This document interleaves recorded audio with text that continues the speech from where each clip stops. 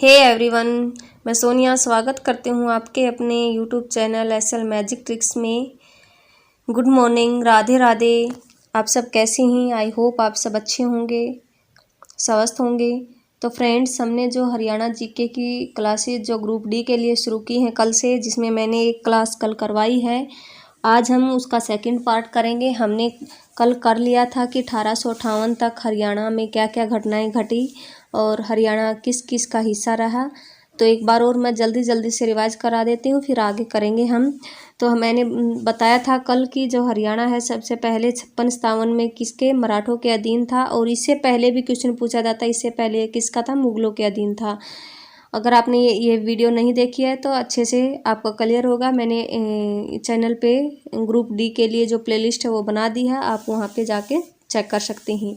कल मैंने बताया था जो मुग़ल शासक है ये आलमगीर सेकंड के समय में जो यह मुग़लों से मराठों के पास चला गया था, ये भी इम्पोर्टेंट रहेगा।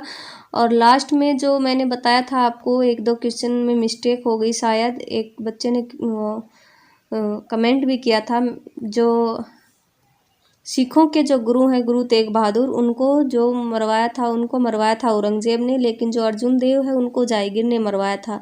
लेकिन ये दोनों मुग़लों के द्वारा मरवाए गए थे। और उस समय जो अंग्रेज़ों ने यही चाल चली थी कि आपके जो गुरु हैं उनको मुग़लों ने मरवाया था और उन्हीं के जो शासक है उसको उन्होंने क्या बना दिया था, दिल्ली का वो नेता घोषित कर दिया था। दिल्ली इस क्रांति का नेतृत्व दिल्ली से बहादुर शाह जफर को बना दिया था। इसलिए उसने पंजाब ने अंग्रेज़ों का साथ दिया था और इसलिए हम वह क्या हो गया था, पंजाब की जो रियासतें थी जैसे जींद, नाभा, पटियाला, उन्होंने किसका साथ दिया, अंग्रेज़ों का साथ दिया।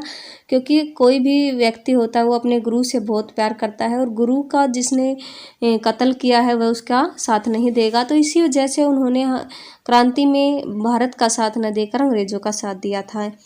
आई होप आपको क्लियर होगा। यहाँ तक हमने कर लिया था कि 1857 की क्रांति के बाद क्या हो गया था, जो भारत में जो शासन था वह ताज के अधीन हो गया था। सीधा अब इंग्लैंड से ही भारत पे शासन होता है, वहीं से सचिव बन के आते थे और जो गवर्नर जनरल का पद समाप्त करके कौन से वायसराय बनने लगे थे इस टाइम पे। और यहाँ से एक क्वेश्चन बनता था कि जो सबसे अंतिम गवर्नर जनरल कौन रहेगा, वो रहेगा लॉर्ड कैनिंग और ये प्रथम वायसराय भी रहेंगे। ये क्वेश्चन कई बार पूछ लिया गया है, आपको याद रखना है।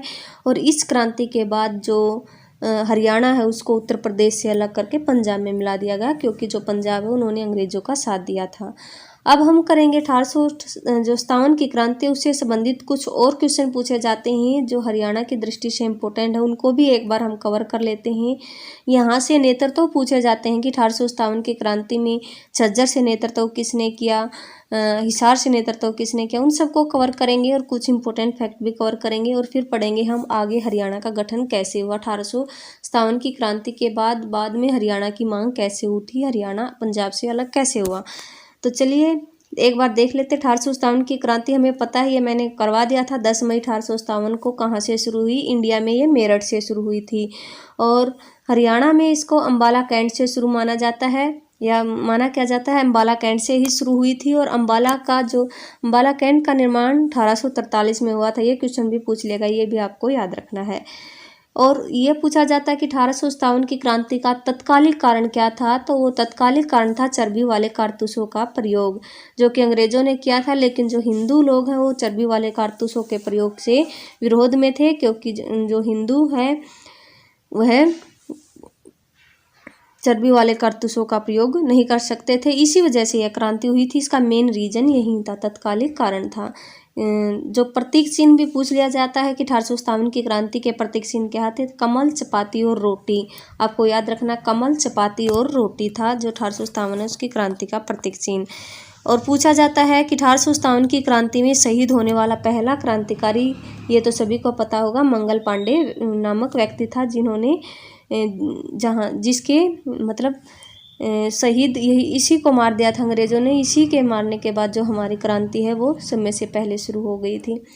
इसने क्या किया था, एक अंग्रेज को मार दिया था और इसके अंग्रेज के मारने के बाद अंग्रेजों ने इसको मार दिया और इसी के मरने के बाद हमारी जो क्रांति है वो मेरठ से शुरू हो गई थी। और वहाँ से, क्योंकि निर्धारित तो हमें पता 31 मई थी, लेकिन वो इससे पहले ही शुरू होगी 10 मई 1857 को।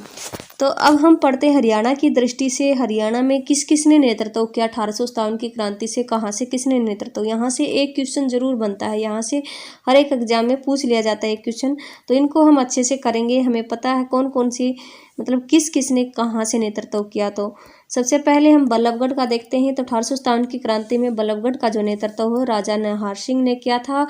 और राजा नाहर सिंह को बाद में जो अंग्रेजों ने क्या किया, चांदनी चौक पर फांसी दे दी थी। आपको ये भी याद रखना है। ये पूछा जाता है कि किस मतलब राजा को चांदनी चौक पर अंग्रेजों के द्वारा फांसी दी गई थी, और राजा नाहर सिंह को ही चांदनी चौक पर फांसी दी जाती है। और बल्लभगढ़ का शेर भी किसको कहा जाता है, राजा नाहर सिंह को कहा जाता है। अब झज्जर का नेतृत्व किसने किया था, झज्जर का नेतृत्व किया था अब्दुल रहमान खान ने। किसने, अब्दुल रहमान खान ने झज्जर का नेतृत्व किया, अब्दुल रहमान खान ने। पटौती का नेतृत्व किया गया था अकबर अली के द्वारा। किसके द्वारा, अकबर अली के द्वारा। और पानीपत का नेतृत्व किया था इमाम अली कलंदर ने। इमाम अली कलंदर ने, आपको याद रखना है। आप अगर एक दो बार रिवाइज करेंगे तो ये सभी याद हो जाएंगे। बल्लभगढ़ का तो हमें पता है, बल्लभगढ़ के शेर राजा नाहर सिंह ने। और झज्जर का नेतृत्व किया था अब्दुल रहमान खान ने। अब्दुल रहमान खान ने। पटौदी का अकबर अली ने। और पानीपत जैसे बच्चा मांगता है ना, मम दे दो, तो इमाम, हमें याद रखना है मम आएगा उसमें, तो इमाम अली कलंदर ने। पानीपत का नेतृत्व, पानी जब कोई भी बच्चा मांगता है छोटा, वो कहता है मम्मी मम दे दो, मम, तो इससे हमें याद रहेगा इमाम अली कलंदर ने। किसने किया था, पानीपत का नेतृत्व इमाम अली कलंदर ने किया था 1857 की क्रांति का नेतृत्व। हिसार से किसने किया था 1857 की क्रांति का नेतृत्व, तो हिसार से किया था मोहम्मद आजम ने। किसने, मोहम्मद आजम ने। रोहतक से नेतृत्व किया था बिसारत अली खान ने। बिसारत अली खान ने। हिसार का नेतृत्व मोहम्मद आजम ने और रोहतक का नेतृत्व बिसारत अली खान ने। हासी का नेतृत्व किया था लाला हुकुमचंद ने। आपको याद रखना, हासी के कौन, लाला। हासी के कौन, लाला। तो हासी का नेतृत्व किया लाला हुकुमचंद और मुनीर बेगम ने। रानिया का नेतृत्व, रानिया का पूछा जाता है, रानिया का मोस्ट इंपोर्टेंट रहेगा। रानिया का नेतृत्व किसने किया था, रानिया का नेतृत्व किया गया था नूर मोहम्मद खान के द्वारा। नूर मोहम्मद खान के द्वारा। आपको याद रखना, रानिया, इसमें नूर सबसे क्या आएगा, शुरू में र आएगा। तो नूर मोहम्मद खान ने किया था रानिया का नेतृत्व। मेवात का सदरुद्दीन मेवाती ने। सदरुद्दीन मेवाती ने। सदरुद्दीन मेवाती ने, ये तो वैसे भी याद रह जाएगा।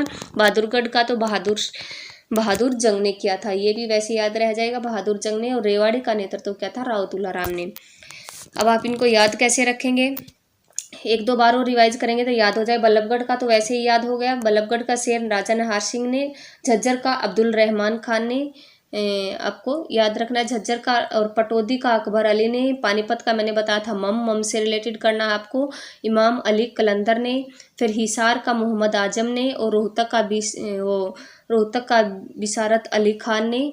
और हासी के लाला, मैंने बताया था लाला हुकुमचंद और मुनीर बेगम ने। रानिया का नेतृत्व, रानिया है तो नूर आएगा पहले, आपको याद रखना, नूर मोहम्मद खान ने। और मेवात का मेवाती आएगा लास्ट में, सदरुद्दीन मेवाती ने। और बहादुरगढ़ का नेतृत्व किया था बहादुर जंग ने, ये आपको याद रखना है। और लास्ट में मोस्ट इंपोर्टेंट रहेगा रेवाड़ी। रेवाड़ी का पूछा जाता है, रेवाड़ी का नेतृत्व किया था राव तुलाराम के द्वारा। और यहाँ से एक दो क्वेश्चन पूछा जाता है, वो भी देख लेते हैं। राव तुलाराम, इनका जन्म हुआ था 9 दिसंबर 1825 को, रेवाड़ी जिले में हुआ था। और नारनौल के नसीबपुर नामक स्थान पर इनका अंग्रेजों के साथ क्या हुआ था, युद्ध हुआ था। ये भी पूछ लिया गया है क्वेश्चन।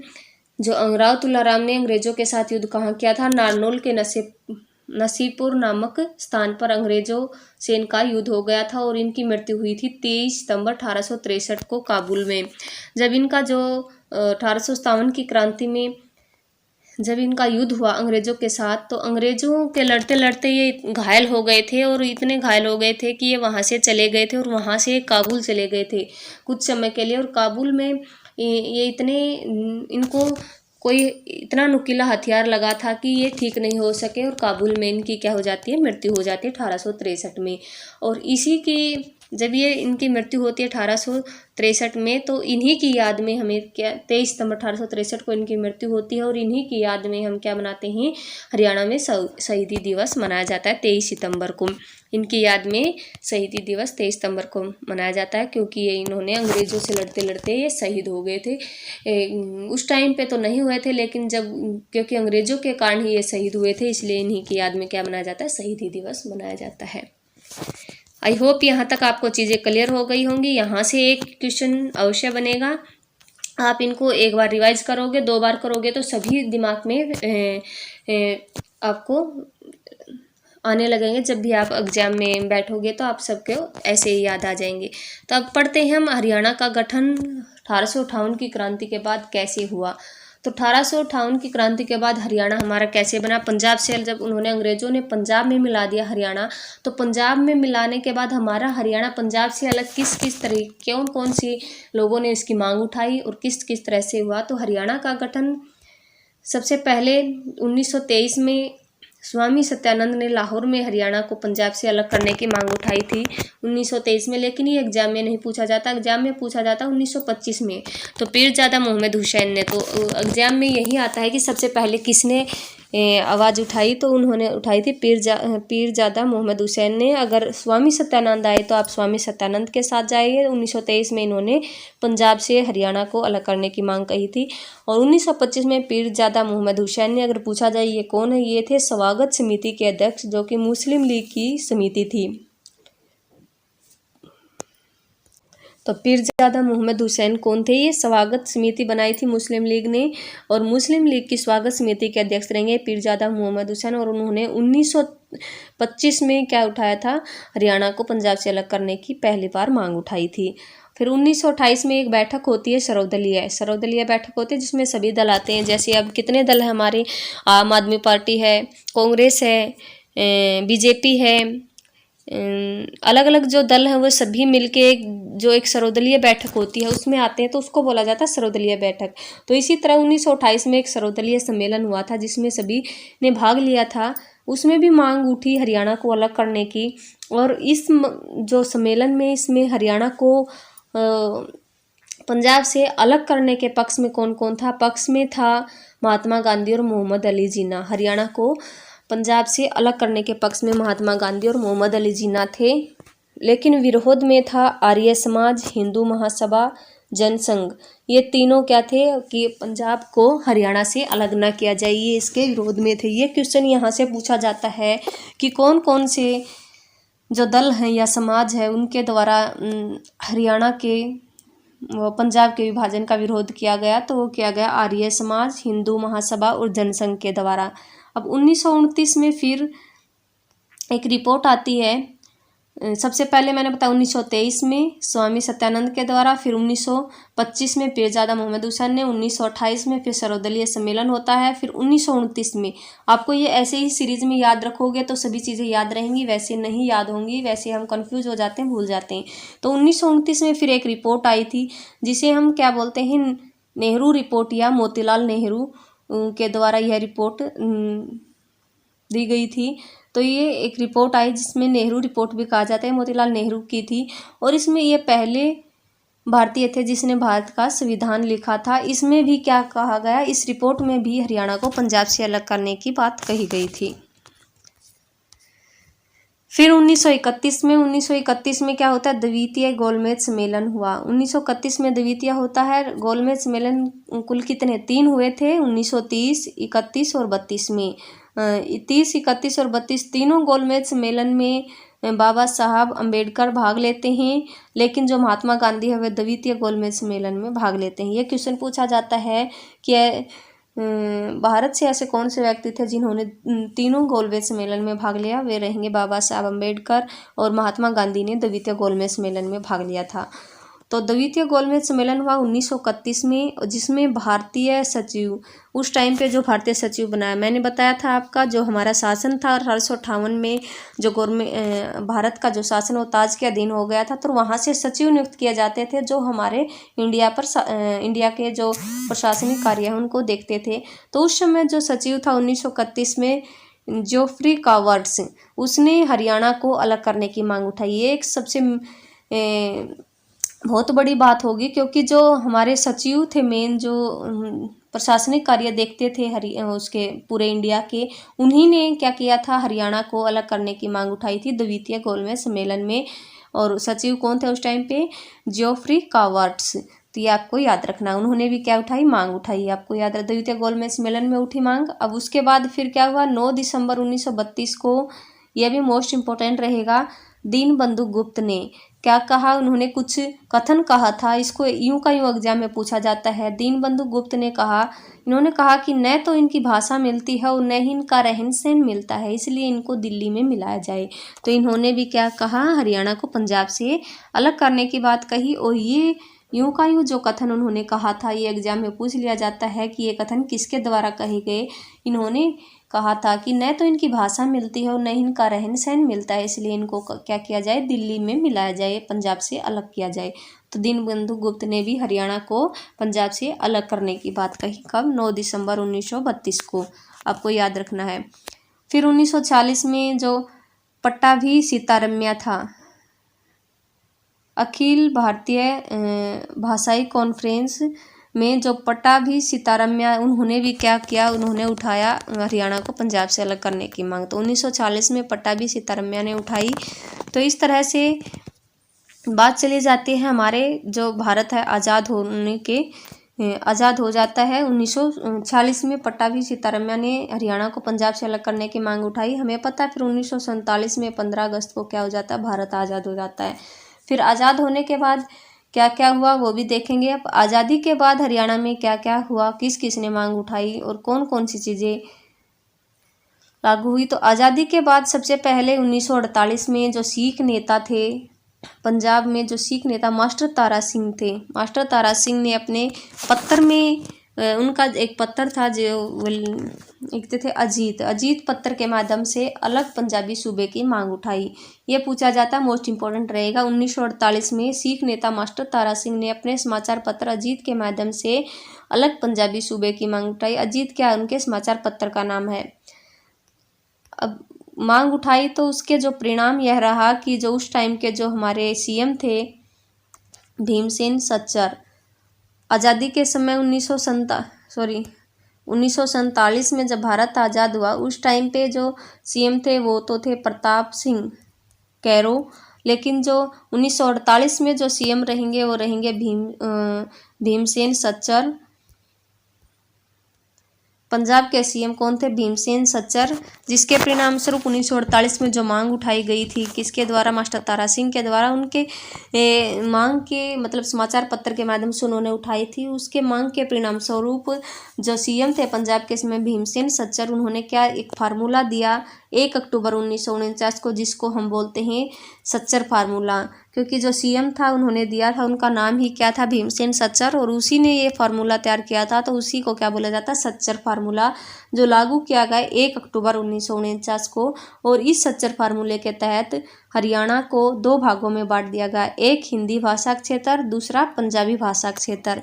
हिंदी भाषा क्षेत्र में जो पहली भाषा होगी वो होगी हिंदी भाषा और दूसरी भाषा रहेगी पंजाबी। लेकिन पंजाबी भाषा क्षेत्र में पहली भाषा पंजाबी रहेगी और दूसरी भाषा रहेगी हिंदी।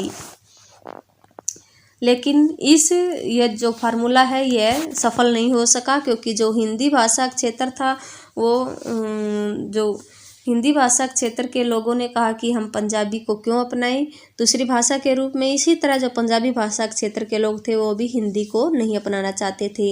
इस तरह से जो यह फार्मूला है यह भी फेल हो गया। तो फिर 1952 में पहली बार आम चुनाव हुए, हमें पता है भारत में पहली बार आम चुनाव कब हुए? 1952 में। इसमें हरियाणा की ओर से 38 विधायक जीते थे। कितने जीते थे? 38 विधायक जीते थे, जिनमें ताऊ देवीलाल भी शामिल थे। और ताऊ देवीलाल को क्या क्या कहा जाता है हमें पता है? किंग मेकर, ताऊ, जननायक, हरियाणा की राजनीति का भीषम पितामह, शेरे हरियाणा। और इन्होंने अपने साथ उस टाइम पे जो 38 विधायक जीत के आए थे, और ताऊ देवीलाल ने, जिनको हम क्या क्या कहते हैं, किंग मेकर, ताऊ, जननायक, हरियाणा की राजनीति का भीषम पितामह, शेरे हरियाणा, ये सब इनके उपनाम है। यहाँ से भी क्वेश्चन पूछा जा सकता है, किसके? ताऊ देवीलाल के। तो ताऊ देवीलाल ने जो 38 विधायक हरियाणा की ओर से जीते थे 38 विधायक, उन्होंने क्या किया, उन 38 विधायकों को और इन्होंने अपने साथ चरण सिंह को ले लिया और यूपी के लगभग 125 विधायकों को इन सब के साइन करवा के उस टाइम के जो हमारे होम मिनिस्टर थे जीबी पंत, उनको ज्ञापन सौंपा था कि हरियाणा को क्या किया जाए, पंजाब से अलग किया जाए। लेकिन इनके ज्ञापन की तरफ भी कोई ध्यान नहीं दिया गया। आपको याद रखना ताऊ देवीलाल का भी जो योगदान है हरियाणा को अलग करने में रहेगा, इन्होंने भी योगदान दिया है। भाषा के आधार पर जो हमारा पहला राज्य बना आंध्र प्रदेश बना, हमें पता है। भाषा के आधार पर फजल अली आयोग जो आया था, राज्य पुनर्गठन आयोग कहते हैं जिसको, 29 दिसंबर 1953 को आया, क्योंकि उस टाइम पे जो आंध्र प्रदेश को भाषा के आधार पर अलग राज्य बनाना पड़ा, क्योंकि आंध्र प्रदेश में क्या हो गया था, वहाँ पे व्यक्ति अनशन पर बैठ गया था, कोई नाम तो था उनको, मेरे को कंफर्म याद नहीं है, और उसकी मृत्यु हो गई थी। और उसकी मृत्यु के बाद आंध्र प्रदेश में दंगे भड़क गए थे और दंगे भड़कने के कारण उसके उस हिस्सा को ख़त्म करने के लिए भाषा के आधार पर आंध्र प्रदेश को पहला राज्य बनाना पड़ा। और उसी राज्य के गठन के बाद ही उसी राज्य के गठन के जो लिए ही क्या राज्य पुनर्गठन आयोग का निर्माण किया गया था। तो राज्य पुनर्गठन आयोग आया था 29 दिसंबर 1953 को, और इसमें तो इस राज्य पुनर्गठन आयोग के तहत ही जो पूरे भारत है, भारत को क्या 14 राज्य और 6 यूटी में बांटा गया था। और 14 राज्य और 6 यूटी में बांटने के बाद फिर रिपोर्ट पेश की थी राज्य पुनर्गठन आयोग ने 1956 में, और इन्होंने जो 7वें संविधान संशोधन के तहत ही यह कार्य किया गया था। क्या किया गया था, राज्य पुनर्गठन आयोग को बनाया गया था और इसकी मांग को भी अस्वीकार कर दिया गया, इन्होंने जो सुझाव दिया था। तो फिर 1955 में फिर राज्य पुनर्गठन आयोग रोहतक आया था। 1955 में जो आया था, ये भी आपको याद रखना, पूछा जाता है कि हरियाणा में राज्य पुनर्गठन आयोग कब आया, 1955 आया था। फजल अली आयोग ने एक क्षेत्रीय फार्मूला लागू कर दिया था उस टाइम पे जब आया था, तो यह है 1955 में। तो इन्होंने क्षेत्रीय फार्मूले को ही लागू करने की सलाह दी थी, क्षेत्रीय फार्मूला जो कि ऊपर लागू किया गया था। तो 1965 में यहाँ तक यही चलता रहा कुछ समय के लिए, फिर यह चीज़ें ऐसे ही चलती रही। फिर 1965 में संत फतेह सिंह ने क्या किया, आमरण अनशन की शुरुआत की पंजाबी सूबे की स्थापना के लिए, पंजाबी सूबे की अलग मांग के लिए। परंतु उस टाइम पे 1965 में जब संत फतेह सिंह ने आमरण अनशन शुरू किया, राज्य पुनर्गठन आयोग आया, वहाँ पे भी हरियाणा की तरफ कोई ध्यान नहीं दिया गया। उन्होंने क्या किया, सिर्फ आंध्र प्रदेश का जो गठन हुआ था उस टाइम पे हुआ था, और उसी के आधार पर राज्य पुनर्गठन आयोग का जो गठन किया गया था वो 7वें संविधान संशोधन के तहत किया गया था, आपको याद रखना है। फिर 1965 में 1953 के बाद 1965 में संत फतेह सिंह ने आमरण अनशन किया पंजाबी सूबे की अलग मांग के लिए। और उस टाइम पे हमें पता 65 में भारत और पाकिस्तान का युद्ध हुआ था, और जो हमारे उस टाइम के प्रधानमंत्री थे लाल बहादुर शास्त्री, उन्होंने फतेह सिंह को अनशन स्थगित करने की सलाह दी कि अब पहले हमें क्या देश के बारे में सोचना चाहिए, बाद में हम इसके बारे में सोचेंगे। तो लाल बहादुर शास्त्री के कहने पर जो संत फतेह सिंह है उन्होंने अपना आमरण अनशन तोड़ दिया कुछ समय के लिए, बोला कि उसके बाद ही मैं अपना अनशन शुरू करूँगा, युद्ध के बाद ही। तो फिर सरदार हुकुम सिंह समिति, फिर 1965 में जब युद्ध समाप्त हो गया तो लाल बहादुर शास्त्री ने इस मुद्दे की तरफ ध्यान दिया और उन्होंने एक समिति का गठन किया जो कि जिसे बोला जाता है सरदार हुकुम सिंह समिति। 23 सितंबर 1965 में सरदार हुकुम सिंह समिति का गठन हुआ और इसी सिफारिश पर सीमा आयोग का भी गठन हुआ। इसी समिति ने सिफारिश की थी सीमा आयोग के गठन की। और सरदार हुकुम सिंह कौन थे, वे लोकसभा के स्पीकर थे, जो कि इसी समिति की अनुशंसा पर सरकार ने क्या किया, जेसी शाह, जो कि उस टाइम के सर्वोच्च न्यायालय के न्यायाधीश थे, की अध्यक्षता में पंजाब पुनर्गठन या सीमा आयोग बोलते हैं जिसको हम का गठन किया गया। पूछा जाता है किस समिति की अनुशंसा पर सरकार ने जेसी शाह आयोग या फिर सीमा आयोग या पंजाब पुनर्गठन आयोग का निर्माण किया। ये तीनों चीज़ें एक ही है, आपको याद रखना, कंफ्यूज नहीं होना है। जेसीसा आयोग, पंजाब पुनर्गठन सीमा आयोग या फिर ओनली सीमा आयोग भी बोल सकते हैं, का गठन किया गया। तो ये एक ही रहेगा। ये किया गया सरदार हुकुम सिंह समिति की अनुशंसा पर, जो कि हमारे प्रधानमंत्री लाल बहादुर शास्त्री के द्वारा गठित की गई थी। और जेसीसा कौन थे? सर्वोच्च न्यायालय के न्यायाधीश थे, इसलिए इसे जेसीसा आयोग भी बोला जाता है। तो फिर इसमें 3 सदस्य थे। यहाँ से क्वेश्चन पूछा जाता है जेसीसा आयोग में कितने सदस्य थे? 3 सदस्य थे, जेसीसा, MM फिलिप और S दत्त। और इस प्रकार 18 सितंबर 1966 को हमें पता है कि 1965 में समिति का निर्माण हुआ। तो 18 सितंबर 1966 में जेसीसा आयोग की सिफारिश पर जो रिपोर्ट आई, उसकी सिफारिशों के अनुसार भारत सरकार ने पंजाब पुनर्गठन विधेयक को पारित कर दिया। और लंबे संघर्ष के बाद 18वें संविधान संशोधन के तहत 1 नवंबर 1966 को हरियाणा भारत का 17वां राज्य बन गया। आपको ये याद रखना है कि लंबे संघर्ष के बाद कौन सा संविधान संशोधन रहेगा 18वां, लेकिन राज्य बना था 17वां। तो 18वें संविधान संशोधन के तहत 1 नवंबर 1966 को हरियाणा भारत का कौन सा राज्य? 17वां राज्य बना। और प्रथम मुख्यमंत्री रहेंगे भगवत दयाल शर्मा, और प्रथम राज्यपाल रहेंगे श्री धर्मवीर भारती, राष्ट्रपति रहेंगे S राधाकृष्णन उस टाइम पर। और हरियाणा का जो क्षेत्र मिला पंजाब का, वह 35.18% मिला था, और पंजाब को क्षेत्र मिला था 64.82%। तो ये था हमारे हरियाणा का गठन, किस तरह से हमारे हरियाणा का गठन हुआ, किस किस ने मांग उठाई। यहाँ से जो भी इम्पोर्टेंट क्वेश्चन बनते थे मैंने सभी को PDF में शामिल किया है। अगर आपको क्लास पसंद आई हो तो प्लीज़ लाइक करें। अगर कोई भी गलती हुई तो आप प्लीज़ बेझिझक कमेंट करें, मैं अपनी गलती को सुधारने की पूरी कोशिश करूँगी। और अगर आपको वीडियो पसंद आई हो तो प्लीज़ लाइक करें, अगर चैनल पर नए हैं तो चैनल को सब्सक्राइब करें। मिलते हैं नेक्स्ट वीडियो में नेक्स्ट टॉपिक के साथ। Thank you so much.